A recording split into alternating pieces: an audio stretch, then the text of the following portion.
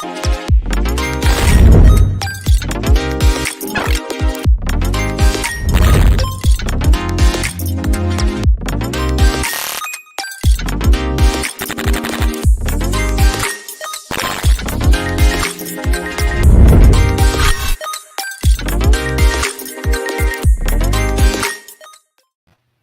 friends. Happy Wednesday to you. I hope that you've been having a great day. For those of you who I caught earlier on Twitter, I hope that you love the tweet chat as much as I did. I know Carlos is joining us on YouTube Live, and I had a pleasure of tweeting Carlos earlier today. Hello, Sadiq. I see you on YouTube Live as well. See a lot of our friends today. Thank you so much for joining us. Welcome to In the Loop. Of course, I'm here with that one and only Greg Nibbler, which I'm so excited to hear because I know Greg was out of town recently, we know, and I'm excited to hear and see some of the images that he brought back, and of course, his experience working with the team at Microsoft and all that value that he brought. And of course, I'm here to keep you up on all things business, finance, and boy, did we have a big day today. And of course, my friends, you know that you are part of today's conversation. So do me a favor, jump in, let me know where you're joining us from, let me know what part of the country you're in, how you're feeling today, because we would love to hear from you. So welcome to the show. I'm Winnie Sun, longtime financial pro, CNBC council member, Forbes contributor, and host of Level Up, which also can be found on NASDAQ and a few other platforms. And we are here to welcome you back to the show. Greg, how are you feeling? Are you breathing in? Like, has it settled? Are you jet lagged? How are you doing? I think the jet lag is finally gone. That is real, though. That took about 2 days. I think I slept like 24 hours over the weekend. Once I got back, I was just so tired, but feeling good now, refreshed, really happy to be back. And it's going to be back here with the show. I was bummed I had to take the 2 weeks off, but you know, it's really hard with that time difference to make that work from over there. So I have returned, and it's good to see everybody joining into the chat. It's so much fun talking to everyone. And I love that everybody was tweeting me even while I was gone. And in case you don't know, I'm Greg Nibbler, longtime tech reporter covering all kinds of things. And yes, I just got back from Amsterdam, where I was for about, I think, 8 days, depending on how the time change works. The day you lose a day when you travel there, but for about 8 days working at the International Broadcasting Convention. So I've got a few videos that I kind of put together, some reels that I put together showcasing that. And we'll talk about what that's entailed and some cool things in tech that are happening that I'd like people to know about. And naturally, there's going to be a couple of robots in there. So that's coming up. But yeah, it's just good to be back here and to see you and see everybody joining in. Yeah, we're so excited to have you back, Greg. And I'm glad that you're bringing us some robot content because it was direly missed the last couple of weeks. And so we're excited to see what you have to see, what you saw, what your projection is, and of course, you know, some of the things that you did at the event. So thank you so much. And of course, I'm going to ask you about your flights and if that global entry thing worked out too, because we want to hear about that. Please do. Yeah, so, you know, I'm going to bring it real, Greg. We got to talk about the market because unfortunately, it's not as happy as our show is today. The market, unfortunately, was a triple down day. The Dow closed down 522 points today. The Nasdaq down 204, and the S&P down 66, which may have come as a surprise for those of you, if you're sort of watching the markets earlier today. You might be like, Winnie, are you sure those numbers are right? Because earlier today, the Dow was actually up more than 314 points. But sure enough, it came down. And in fact, I sort of projected it earlier today, not only because we did know that the Fed was going to make an announcement. We expected a 3/4 point increase on interest rates. Some people were saying, 1 full percent. I didn't think that would happen. And sure enough, we had a 3/4 percentage point increase today. But what really made me sort of stop and think, oh, goodness, this is not good, is because we heard some news, some geopolitical news coming out of Russia. Putin is making discussions of making a mobilization, bringing, the projection of bringing about 300,000 troops from Russia. In fact, what's really scary today is I saw on Google, they were talking about one of the biggest trends on Google was people in Russia were actually Googling how to break your arm at home. Like it's pretty meek. So you have that geopolitical risk, the threat of nuclear war. I guess Putin had also mentioned that. So all these things having some pressure. I'm not sure how much of it has trickled into the financial markets just yet, but I imagine it'll get deeper as we see more news coming out of Russia. Now, talking about the Fed Reserve Chairman Jerome Powell, he did increase interest rates now 0.75%.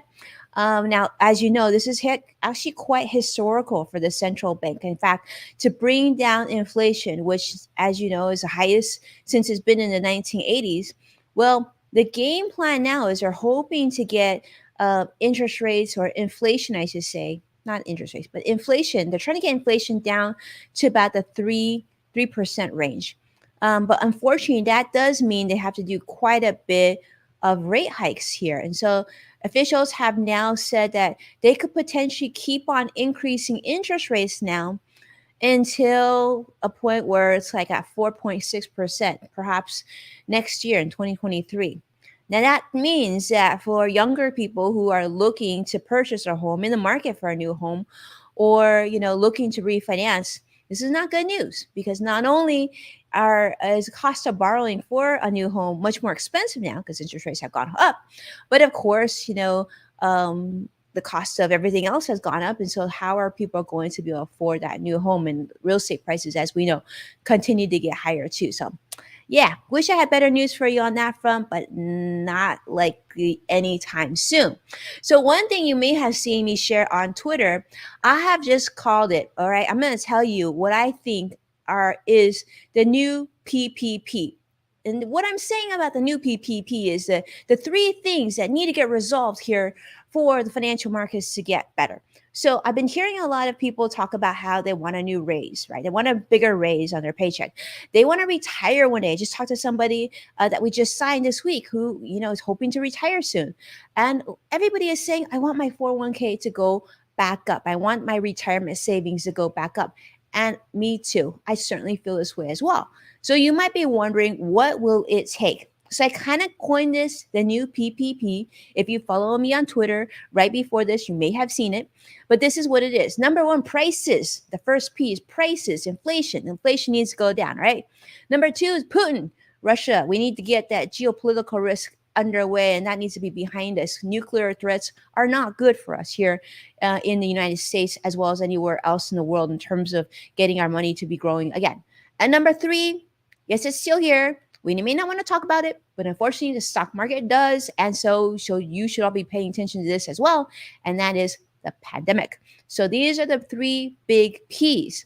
Until these three things are resolved, I can tell you that you can expect more volatility in the financial markets and certainly more uncertainty, which means that one good day doesn't make a market and one bad day doesn't end and make things a lot better as well. So a lot of things to keep in mind as you are watching the financial markets. So give you an idea of some of the CEOs and what they're talking about. FedEx's CEO is also saying that they're seeing a weakened global shipping demand, worldwide recession concerns. JP Morgan CEO Jamie Dimon also says that we should be prepared for the worst here in the United States. He just, I guess he spoke in front of Congress recently.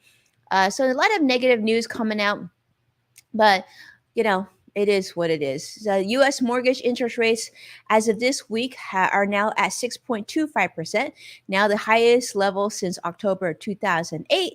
And yeah, it just seems like people are just very, very concerned about the financial markets overall.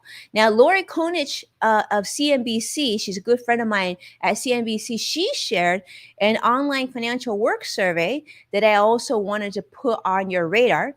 Now, recently in July, they included a survey of about 1,000 employees, adults, and about 600 HR directors and leaders, and talking about inflation and about like how people are saving, how people are making financial decisions. And I thought it was really interesting because the studies actually show that 62% of workers who were surveyed have said that they are now reducing savings on both their short and long-term savings goals. So about a third of those who were surveyed said they have cut how much they're now contributing to their 401k. So this is, I think, a bigger problem here because if people aren't contributing enough into their 401k, which we know historically is the case anyway, people usually don't save enough in their 401ks. And now those who are saving into their 401ks are reducing the amount that they're putting aside. Well, what happens later on after the three P's are behind us? And people are actually thinking about this and what are they going to do when they need the money in the future? So I think this is sort of a much bigger problem. And I wanted to put it on your radar because I think it's really important as we are thoughtful about our money and how we make great smart moves for ourselves and we plan ahead. We want to sort of follow these trends, and some of this news might not be in just really clearly defined bullet points, but we got to sort of piece this puzzle together so that we can make these smart financial decisions out for ourselves. So there's more to share, but I know that that's a lot already. So I want to segue over to Greg because, Greg, I want to save enough time to hear about your journeys and your adventures. But yeah, I wish, Greg, I was giving you better news as you came back to the States. It's like you said, it is what it is. I like that the PPP, aspect. PPP, I mean, the new PPP. there's nothing you can do. These are the realities of what's going on. So at least it's good to be informed about it and understand it a little bit more. And that definitely helped me out a lot. To understand why things are going that way and where it's going. So, to segue though into what I was doing. So it's something different. So I've been gone. I went to Amsterdam in the Netherlands. I was hired by Microsoft to be one of the video hosts of their booth at a convention called IBC, which is the International Broadcasting Convention. And basically what that is a giant convention. Like I don't even know how many exhibitors, hundreds at least, if not thousands.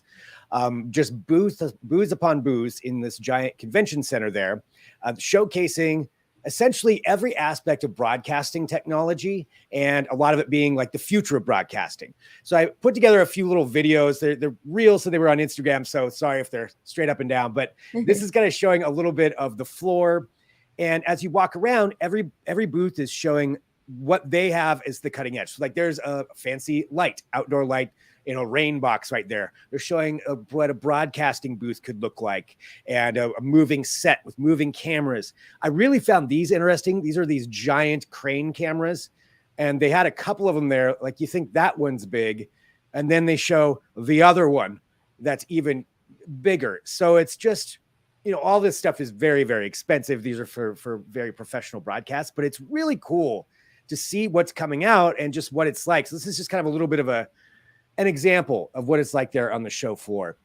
So for my part of it, for working for Microsoft, I can't say everything that they were doing there because some of it's going to be coming out at another time. There's some press releases. So at some point I'll be able to talk about that. I'll just say this. It's really, really cool what they're doing. Looks really cool. Yeah, it's really going to be cool. And I'll be talking about it here on The Loop when it happens. But my job really was to interview all kinds of heads of companies and different tech entrepreneurs and people that are in the broadcasting space working with Microsoft.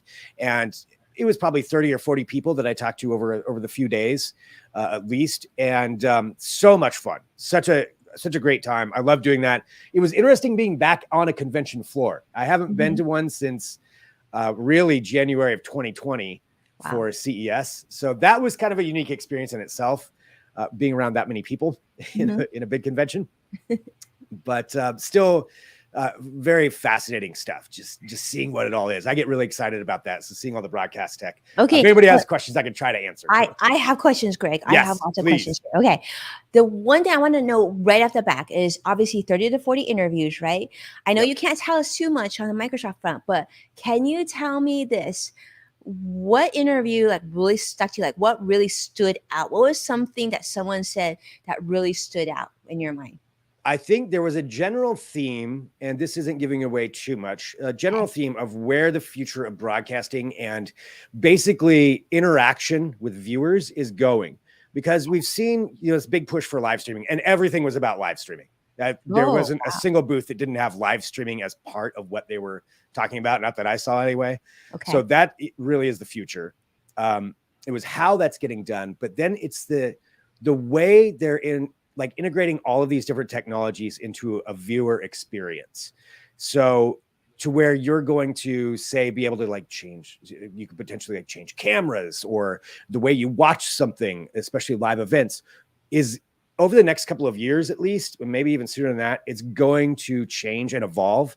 And I feel like we're really on the precipice of something that's going to change the media landscape, change the broadcasting landscape of how content is produced, and then how it can be streamlined, but also how it's going to be so much more diverse what you get to do with the content that you're watching and the way you interact with shows or live events or your sports team or whatever it is that you're into. Really neat stuff is on the way. That's cool. So like I'm kind of like I'm trying to decode, Greg, for all of you who are watching today. So I'm gonna sort of let me know, like blink if I'm right, but I'm thinking what Greg is sort of telling us is like he's like it's more diverse. I got that. I love that, right? But he also said I'm thinking it's gonna be more interactive. I think that the viewer will be able to move things around, maybe see like statistic and data. Like I just feel like it'll be more interactive like TV. That's exactly it. Thank you for interpreting that. I get in the weeds a little bit. More interactive. So even if you think about something like, and this is kind of a general topic that kind of came over the conversations, like say Stranger Things. Stranger Things, obviously, we all know what Stranger Things is. Huge TV show. Huge. Well, we'll use this for an example, and this isn't an exact thing. I don't have any inside info on Stranger Things, but for an example, going down the road, it could be something where you could pull up somebody else's viewpoint. Say you're watching it and you want to be like, I want to see it from this person's viewpoint. That would be so cool. Right? Like a different character's viewpoint, right? Yeah, you could do all those different things and almost make it your own show that you're watching, be your own director of what you're watching. Like that's one kind of possibility. So you're watching it, say on your laptop or your phone, or I guess your television too. You'd be like, oh, I want to see it from this angle, or a live sports broadcast. Say you're watching the Super Bowl and you want to see it from different angles, or even incorporating all kinds of different, because you can have so many different phones going or cameras going. You could have all those options available for you. Or you're watching, say, the Super Bowl and you see somebody pop up on the screen, like the quarterback's there, and you want to see more about the quarterback. Well, you could touch the quarterback and potentially have all kinds of details pop up about that person, be it stats, whatever it is. It's just really giving a lot of power to us, to the people who are watching things, and changing up how it's going to work. And I know it's kind of circumspect because a lot of it's not out yet, but this is what they were talking about there with the international broadcasting, like saying this is the future, this is what's happening, this is where it's going. Really, really exciting stuff. And that is exciting. And one thing I'm sure, Greg, you saw this already, but just think about the power of then this sort of visual content, right? So like, for example, like you're watching us right now and you could push on Greg's shirt on the screen and you could find out where you could buy Greg's shirt, right? Yes. And so Nordstrom, that's right. So like product placement, but it's so interesting is like sort of that custom experience where we want knowledge, we want more information. And now it'll be interesting to be like behind the camera, right, Greg? Like how like producing different shows in different angles. I'm guessing that production just needs to be more efficient. There just needs to be more camera angles and probably multiple teams to run multiple angles too. It'll be interesting. There's definitely part of that, but also it's the use of artificial intelligence and just all of that mass data in the cloud that they can process. It was mind-boggling how they were able to do some of these things just all online, all live streaming it, and then having AI kind of pick out like, here's this. The person at the end who is watching the show can pick what they want. And really, it's very exciting. It's very exciting to see what's going to be happening. And then there's a whole aspect of like virtual reality and all that too. Yeah, I can't wait to hear when you're able to reveal everything. I love it. There's the one particular thing. It's at some point I'll be able to talk about it. It's going to be a big announcement that's coming. Okay, so I have questions, Greg. I have lots of questions. Yes, please. So tell me, I saw the picture, I saw the footage, I've obviously we follow each other on Twitter. I saw some of the footage that you shared on Instagram and whatnot. I noticed that the convention center, there were people, but it wasn't like overly crowded. Now, do you feel that that's a result of the pandemic, or is this conference typically just, little thin, more thinly attended because it's such a high level industry? Maybe it's just, mostly executives, or is it because of the pandemic? Yeah, that's a really good question. I know. So this was my first time at IBC in particular, but I know they haven't done one since 2019, all because of the pandemic. So this is the first time a lot of them, the first time this one's been back. My biggest comparison I can do is to the Consumer Electronics Show, because that's one Mhm. that I've been to for so many That times. one's huge, the CES. Huge. I would say, more people at CES. CES can get Definitely. overwhelming, almost claustrophobic sometimes Yes. in the aisles. This was not as bad, and I think it could be a reflection partly of the pandemic and people still being a little bit hesitant to go. Also, I think you got a point there that this is a really specific industry, whereas CES covers a lot of different things. So there's almost an avenue for any kind of technology you'd be into. This is really hyper focused on broadcasting, which is still a lot of different things that go in it. I mean, you could have cameras, sound, editing, a lot of different things that go into that, Hmm. but it's not really the general public as much, or Okay. there's not as many different things. So I think it's probably a combo of both. I mean, as far as safety measures, it was spread out. There's hand sanitizer, but it seemed to be pretty safe. I mean, thankfully, came back without catching COVID, so I haven't Yay. heard of anybody. So, and the Netherlands in general seems to have done at least as far as I can tell, a pretty good job with it. Hmm. But yeah, I Any think it's a little swag? combo of Did you both. get any fun swag back? I got a couple of pieces of swag. I got a basketball that was Cool. gifted. Otherwise, not as much. I mean, I would have liked one of those cameras, but I think they were like $100,000. So they Oh, I didn't thought you give were me gonna come one. back with a camera, Greg. I know. That was on the list. It was. They had so many of them. Like they could just give me one I of know, them. just boop. They were so cool though. Watch it. You got to go up and like control them and try out running some of these remote camera systems. It's really fun. Very expensive. So yeah, they didn't give me one. I do have a couple of software subscriptions that are coming to me. That'll Cool. be cool. That I think I'm going to be getting. Next year's contract, Greg, I feel like you need to include, one like little extra like parameter in there and one camera. One. Yes. Lesson learned. I didn't do that very well. But it was great. Like the Microsoft team was awesome to work with too. They were such fun people to work with. So really great team. So, yeah, no camera though. But otherwise, yeah, it was fantastic. And that was also my first time to Amsterdam.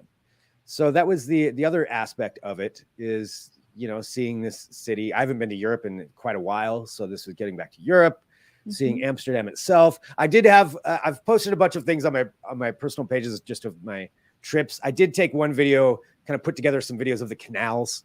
So if you've never been to Amsterdam, there's a lot of canals there. I mean, that's kind of what it's built on. So And pretty. this canal tour was really cool.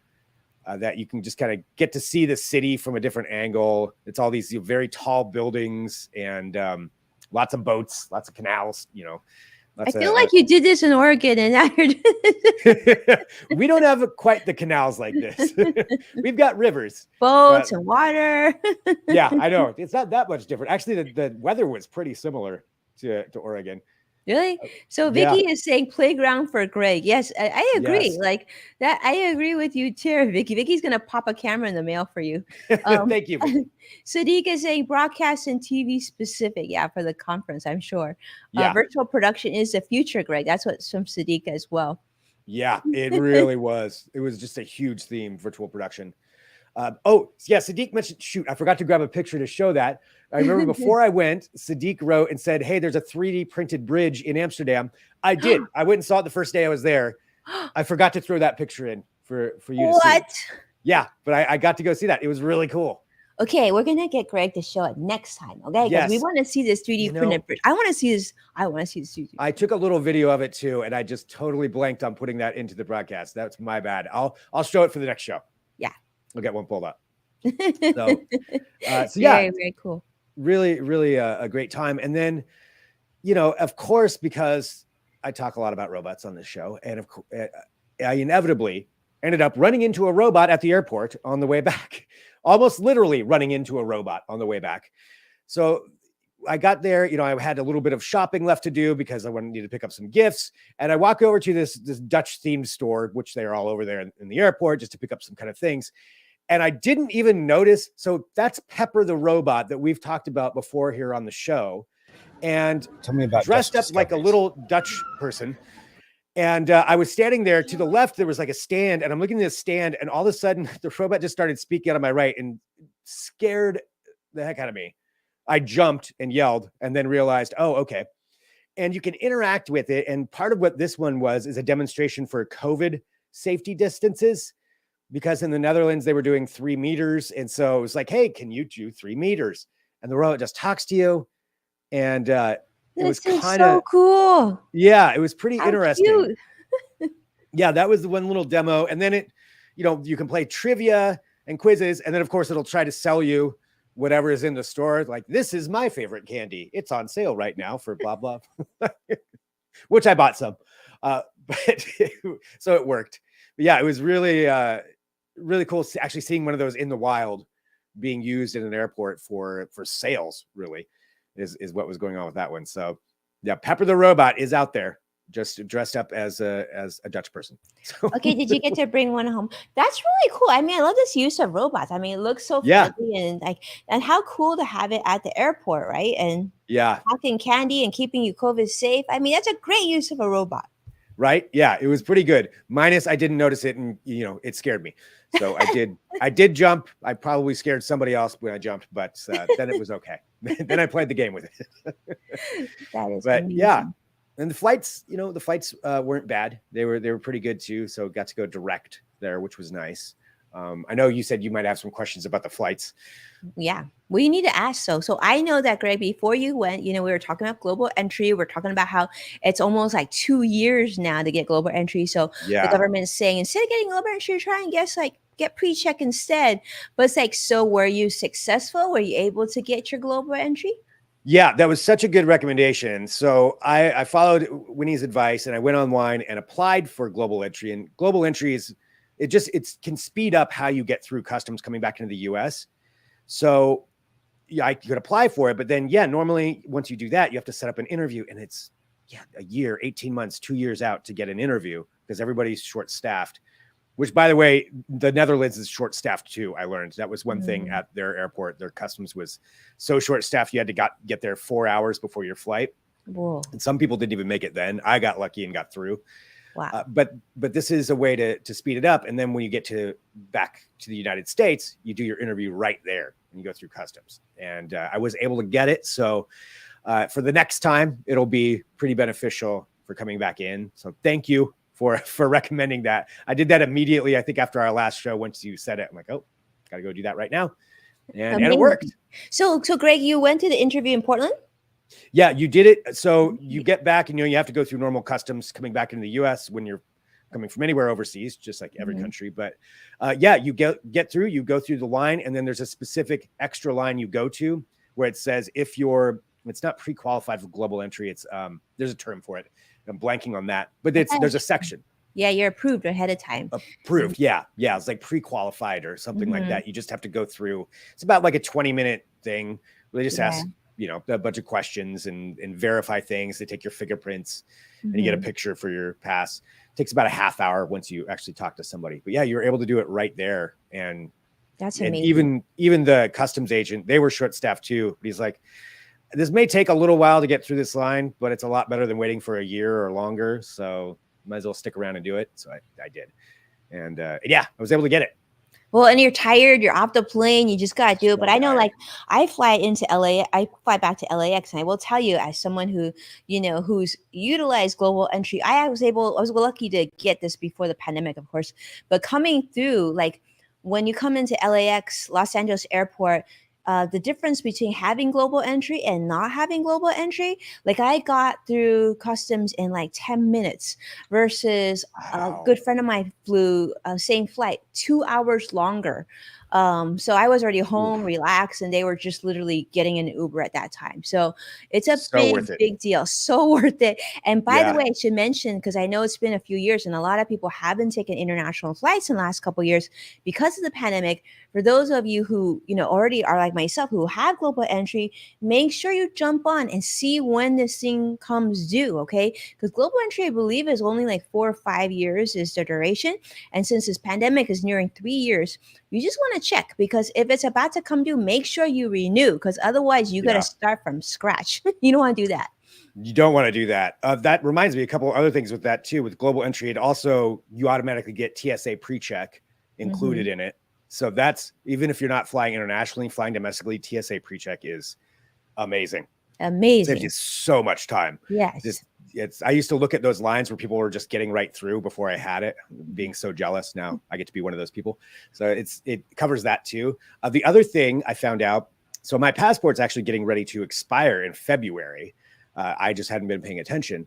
I was fine for traveling, but the government now has a test program. They may have stopped it now until October, a test program to apply for your passport renewal online. So Yep. you don't have to send it in anymore. That's great. Hmm. And you take a picture, upload it. And so I did that. So I'll have mine coming in the mail without having to, used to have to send it in. I know, at least the last time I did, and That's not have a amazing. passport. Yeah. Yeah, I Yeah. did see that too. That's amazing. And now, so now you're like leveling up your travel experience. Yep. The next thing you need to do, Greg, and for those of you who are watching, I'm a big believer, and I'm a big traveler. So, in addition to global entry, which gets you pre-check, the next thing you should consider is getting clear. Okay, clear is absolutely remarkable. So, clear basically they will use your retina scans or your fingerprints. So you don't even like let's just say hypothetically you forget your driver's license or your passport and you're traveling, right? They can scan your eyes or your fingerprints to verify who you are, and then they literally take you right to the scanners, the security scanners, because basically they verified you based on your, like, your, I guess, your thingies, right? Your very individual scans. And so clear is incredible. And you can pay for clear, which is was sort of reasonable. If you travel a lot, I think it's pretty reasonable. But if you have certain credit cards, like travel credit cards, some of them actually provide free clear for you and your family. And so if you have kids, kids don't have to get clear. As long as the adults have it, they get the benefit of that. Unlike global entry, everybody needs to have it. But yeah, clear. I always say clear global entry is life. That's great to know. Yeah. All right. Well, I'll put that one on my list for, for something else to get. I'll Yeah. send you a referral of that for sure. Please do. Yeah. I will take all of Winnie's travel advice. So everybody out there do the same. But yeah, I mean, it overall just a great trip, and really fun learning about everything that's going on over there. So lots of pictures up on my Instagram page. I took so many photos. I did get a new phone right before I left too. I Do know there was tell debate us. on whether I would go with the iPhone 14. Yes, we want to know. I Don't. went with the Samsung Galaxy S22 Plus. I stuck with the Android for this year. Sadiq's But happy. the Sadiq, camera you're is happy, great right? on it. So far, the camera is really nice on this. We'll have to compare. So Yeah. my iPhone, as Vicky, you probably guessed, my iPhone is on order. It should be here soon, You and got the then we 14? will. I got the 14. I got the 14 Pro. So Nice. I'm very excited about it. We'll have to figure out a way. You know what we should do, Greg, is we should actually turn on second cameras with our phones. Yes, I like that Yeah, idea. All right. give We'll you a do a different test. experience. Did an actual test drive of of it. Multiple angles. Multiple ways. Um, cool. Well, yeah, I've other than that, yeah, for the trip, so much fun. I do have a couple of other things of tech topics just to kind of throw Do out there tell us. something that I thought was cool that I discovered this week. This is actually a Kickstarter that is very well funded. It's called Yarbo. And, we talk a lot about robots that can help out around the house. And we've seen lawn mowing robots before, that those things have existed for a while. This is like the ultimate lawn mowing robot because it does 3 different things all in one. It not only mows your lawn, it works as a snow blower and a leaf blower, depending on which attachment you put on it. Pretty awesome. I know I say awesome a lot, but this is awesome. So, because I want this thing. So it can work up to, as it's saying there, work up to, I think it's negative 20 some degrees. It can do up to 12 inches of snow. So if you're in an area with a lot of snow, this would be valuable. I want it for the lawn mowing capabilities. 2 hours, it'll work 2 hours on a charge.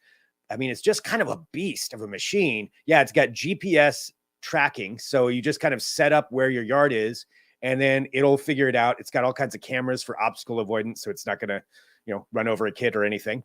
And just pretty cool what they've done with it. I think they showed the funding. They wanted $50,000 to get this thing started. They're well over $2 million.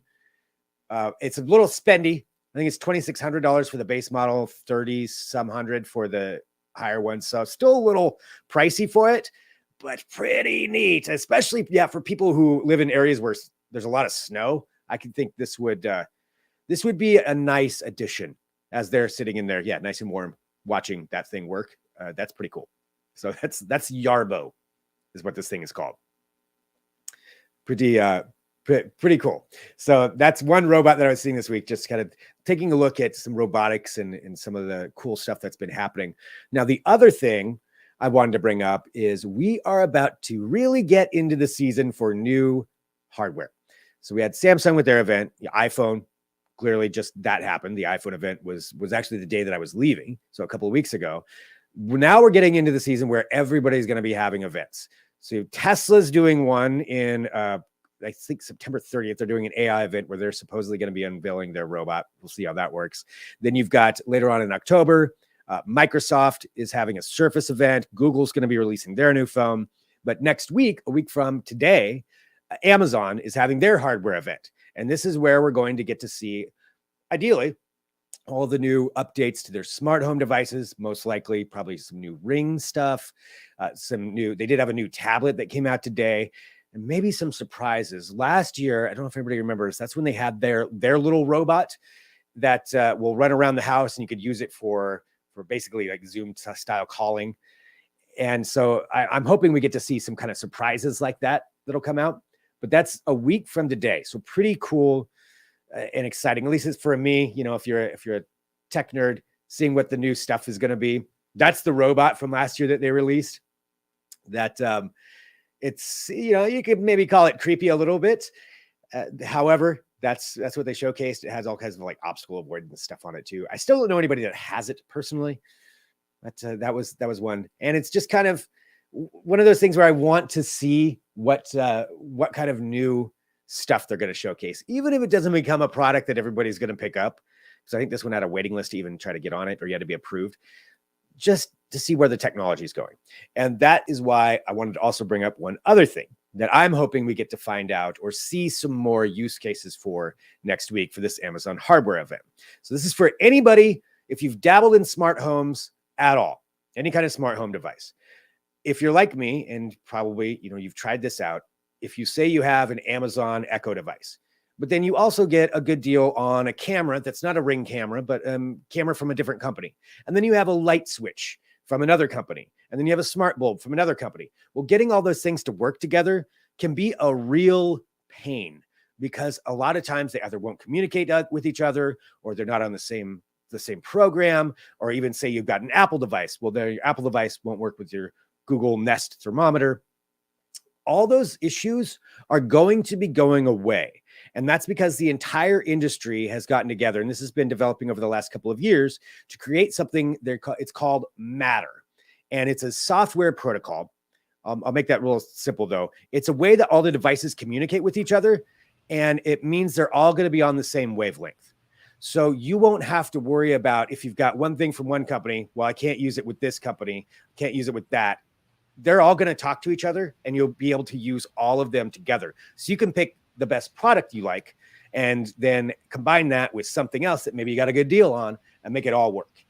And that's going to be pretty huge. And it's going to be coming out, supposedly rolling out later this fall. They've pushed that back a couple of times. All new devices, you're going to start seeing the Matter symbol on there, or most new devices. And it will even, or can even, depends on the company if they want to, update some of your older devices. So if you have a relatively newer device, it can probably be retrograded to this just with an over-the-air software update. to where it'll start working with everything. This is going to be big, I think, for smart homes. I think it's going Yeah, to be a this sounds huge, great. I mean, yeah, Greg, let me ask you this, because sometimes in the past there's been tools like that where, they're different languages and whatnot, and they're made to work and they sort of work okay, but they don't work that efficiently, not smoothly. Do yeah. you do you think that this is going to be the case with Matter? I think it is because you have, I believe it's over 130 companies. All the major companies are in there. Google, Amazon, Apple, Philips, everybody kind of in that ecosystem are working Mhm. together. And the reason I think it's going to work smooth, there could for sure be hiccups to start off, is that Mhm. they want it because it's going to help them sell more products. And it's what consumers are demanding. So I think they're going to make this work. Good. Does it work right out of the gate? We'll have to wait and see. I'm sure there's going to be some issues. Well, this one doesn't quite work correctly, but in theory, it should be very simple. It should be as simple as opening up an app and being connect. And that's how things should be when it comes to smart homes. Because you're with devices, sometimes you're spending a good amount of money on these things. And then if Mhm. you have to use a separate app to use that one that won't work with that one, that's not what we want. That's not what people want who want to use smart homes. That's not, yeah, people don't want that. Like I have old smart home equipment because one of my best friends, their family owns a smart home company. So and we sort of like guinea pigs, letting them first set everything up. And Cool. now like through the time we've been replacing a lot. I think it was like old like Cisco Control 4 stuff, which is Yeah. like was really expensive back then. But now like we're just replacing it with just really, off the shelf stuff that's working much more efficiently. But you're right. I think the before and after, and it's just gonna everything just evolves so much more quickly that Yeah. you don't want to be stuck with just one brand. Yep, completely. And it'll open it up too for maybe some more third-party devices, something Hmm. that's some Like smaller great niche, manufacturer. right? Hmm. Yeah, that could create something really, really neat, and it'll have work on all the platforms. They don't have to develop one that works for Google or one for Like our Amazon, one Pepper for Apple. robot, no? Like Pepper the robot, yeah, or whatever other robot could come out there. It could work on all of that. You could be like Pepper, unload the dishwasher. That's my goal. That's Besides the lawn mowing robot, I want a dishwashing robot. That would be great. But yeah, I think it's just going to really open it up for a lot of people. So this isn't something that's going to be happening tomorrow, but definitely very soon. And I wouldn't be surprised if there's maybe a mention of it at the Amazon hardware event. Later on this fall, though, whenever it does roll out, you'll start seeing that everywhere. So that's just a little precursor here to understand what Matter is. And so smart. what I that's think gonna I think you've talked about this on the show before, Greg, I about probably Matter. have. Yeah, because it Yeah. sounds really familiar, and I remember thinking that I'm like, that'd be so helpful. I mean, speaking of things that would be super helpful in that matter, would be like if iMessage worked with Android, like. Yeah. People, I think, like Right. devices, people, like not just inclusivity of people, but in technology too. We need Yeah. inclusivity in technology. Yeah, I think there's one company you can look for that as why that hasn't happened yet. It's a name of a fruit, but that's more They of an said they Apple. have. They said they have no interest. That's not a priority. That's what they made that Yeah. announcement recently. Yep. Yeah. Yep. They want you sticking on the Apple Yeah. iMessage, which, and since I'm an Android user, I'm still never going to get whatever emojis you're posting, or it's just going to come up as a blank spot on my phone. I can understand. Oh, really? Is that what happened? So if I text Yeah, you, you can't really see it. I didn't know Yeah. that. Greg. I feel bad now. Yeah, no, there's so many times I've been in conversations where it'll be like a multiple people texting and everybody's laughing at something, and except for the poor old Android user. I'm not in on the joke. Someone describe it for me. That's funny. Yeah, so that would be nice too. But even just anything, working together. So I think this is going to be pretty big for Yeah. all that. So You that's guys. kind of what I have for this week. Just some Well, little amazing. tidbits there. Well, we're What's so coming up? glad you're back, Greg. We're so glad you're safe and you had an amazing trip. And of course, I did ask Greg, like, how was the food and what? Let me ask you this: what was the Oh, yeah. most memorable meal you had on your trip? We need Ooh, details. so I was really fortunate. Andy, my friend at Microsoft, who actually hired us to go over there, went to a 5-course meal where it's the chef's choice, which is the chef decides what each dish is. I Mhm. cannot remember what all the dishes were. We're supposed to get a list of them of what they were, but it was incredible. They would have like different wine pairings with each one of them. I know monkfish was one of the things that I tried, some different kinds of The beef. monkfish is good. Monkfish is good. I had that twice while I was over there. That was my first time having monkfish, actually. Really? Yeah, it was delicious. Big in Hawaii. Yeah, I don't know how I've never had it before, or maybe I have and I just didn't remember. But I had it twice this time, so it worked out. You made up for it. Made up for it. Yeah, that was I would say probably a really memorable, one of the most memorable dinners I've probably ever had, just at this little French restaurant in the Netherlands in Amsterdam, and pretty cool. Different wine pairings with it and everything. I've got a bunch of pictures of it, and I will post those once I find out what each picture is of. I ate it, but I don't remember what each one was. So I didn't want to share it and be like, I don't know what that is, but I tried it. Well, let me ask you this, Greg. So while you were there, Queen Elizabeth passed away. How was that? Like, did you experience that there? Yes, that was actually a really fascinating experience. So I had a couple of friends who were also in town, and that was the first day that I got there, and just randomly happenstance happened to be there. So we went out for a drink and some dinner, and we're kind of hanging out at an outside on a patio at this place. And you start seeing, there's a lot of tourists walking around, but then you just start noticing everybody's kind of looking at their phone. And there was a guy who ran over to one of my friends who didn't speak English, but was just like, look, showing the phone that the Queen had just passed away. And then you just start seeing everybody talking about it. There's a lot of British people there naturally, since it's so close, and just hearing all these conversations, no matter what the language was, they're all talking about the same thing. And it was it was an interesting thing just to see, people find out, but also just how communication spreads so quick, and people showing on their phones, and really interesting experience, I think, is the best I can say.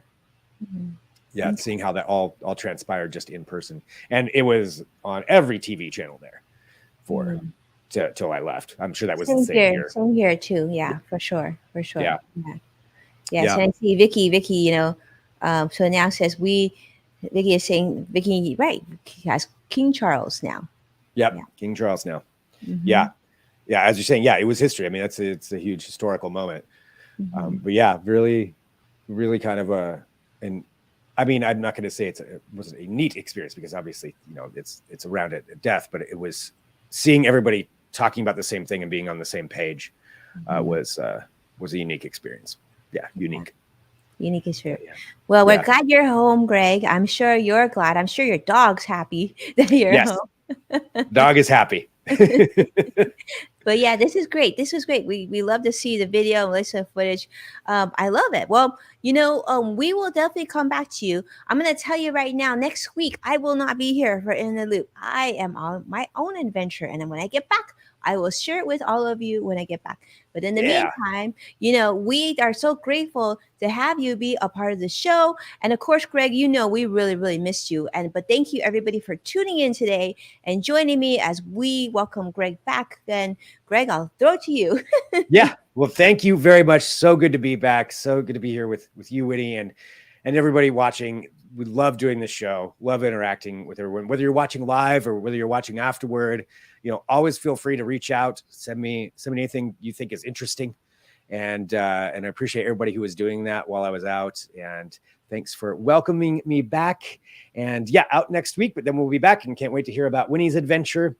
And I'm gonna be here and local. I'll just say that much, but I just can't share with you just yet what it will be. So you'll have to tune in and come back so we can talk all about it.